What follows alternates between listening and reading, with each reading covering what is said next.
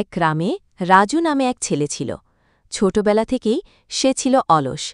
স্কুলে যাবার সময়ও অলসতা আর গেমের প্রতি আসক্তির জন্য শিক্ষকরা তার প্রতি অনেকবার কঠোর ছিলেন। তার বাবা মা তাকে ভালোভাবে বুঝিয়ে শাসালেও রাজু কোনো দিন কাজ করতে আগ্রহ দেখায়নি। তার দিন কাটত শুধু ঘুম, গেম আর বন্ধুরার সঙ্গে আড্ডায়। গ্রামের সবাই বলতো, রাজু, তুই এত অলস কেন? কিছু করিস না? রাজু, তুই যদি একটু পরিশ্রম করিস না, তাহলে তো এই জীবন কখনো ভালো হবে না। দেহে তো আজকাল ঝিম ধরা। কখনো কি কাজ করতে চাস? মা, আমি তো চেষ্টা করছি, কিন্তু কাজটা আমার পছন্দ না। ঘুম আর গেম, এটাই আমার জীবন। রাজু, অলসতা দিয়ে কিছু হয় না। ফসল ছাড়া কৃষক কি করবে? জীবনের লড়াইয়ে বেঁচে থাকতে হলে পরিশ্রমই একমাত্র পথ।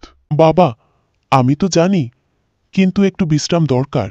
এইভাবে দিন কাটল রাজুর। সে নিজের অলসতা আর নিষ্ক্রিয়তায় ডুবেছিল। কিন্তু তার মনের মধ্যে একদিন হঠাৎ একটা বুদ্ধি এলো। যদি আমি একটা বিরিয়ানি হোটেল খুলে দেখি? গ্রামবাসী তো বিরিয়ানি খুব পছন্দ করে, আর রান্নায়ও সে মোটামুটি পারদর্শী। রাজু ভাবল, যদি একবার চেষ্টা করি, হয়তো নতুন পথ খুলে যাবে। বিরিয়ানি হোটেল, আমি পারবো এটা করতে। অলসতা ছেড়ে নতুন কিছু শুরু করার সময় এসেছে। রাজু তার ছোট ঘরটাকেই বিরিয়ানি হোটেলে পরিণত করার সিদ্ধান্ত নিল। কিন্তু রাজুর কাছে পর্যাপ্ত টাকা ছিল না। তাই প্রথমে সে ভাবল কিছু ছোটখাটো কাজ করে টাকা জমাবে। রাজু গ্রামের কৃষকদের সাহায্য করতে শুরু করল। ধান কাটা, গরু চড়ানো, ছোটখাটো সব কাজ। গ্রামবাসী তার পরিবর্তন দেখতে পেয়ে অবাক হল। দেখো, রাজু আজ একটু কাজে লেগেছে। আগে তো দেখতেও যেত না। কয়েক সপ্তাহের মধ্যে রাজু কিছুটা টাকা জমাল।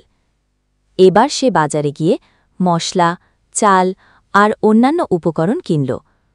রান্না শেখার জন্য সে গ্রামের মেয়েদের কাছ থেকেও পরামর্শ নিল। রাজু, তুমি তো আগে অলস ছিলে, এখন কি হলো? বিরিয়ানি রান্নার চেষ্টা করছো? হ্যাঁ, আমি চাই নিজের জীবনে পরিবর্তন আনতে। রাজু বাড়িতে নিয়ম করে বিরিয়ানি রান্না করতে লাগল। প্রথম প্রথম ঠিক ভালো হচ্ছিল না, কিন্তু সে হাল ছাড়ল না।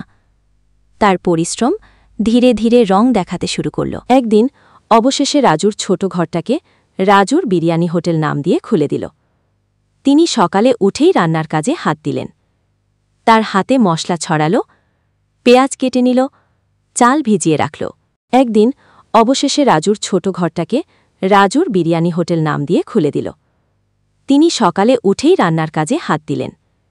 তার হাতে মশলা ছড়াল, পেঁয়াজ কেটে নিল, চাল ভিজিয়ে রাখল। অবশেষে প্রথম গ্রাহক এসে হাজির হবেন। ভাই, একটা প্লেট বিরিয়ানি নেবেন?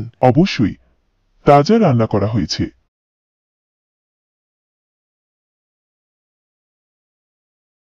ওরে, ভালোই হয়েছে। মশলা আর স্বাদ ঠিক আছে।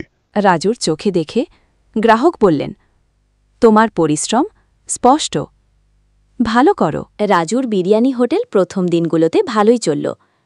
গ্রামবাসীরা তার বিরিয়ানি খেতে আসছিল।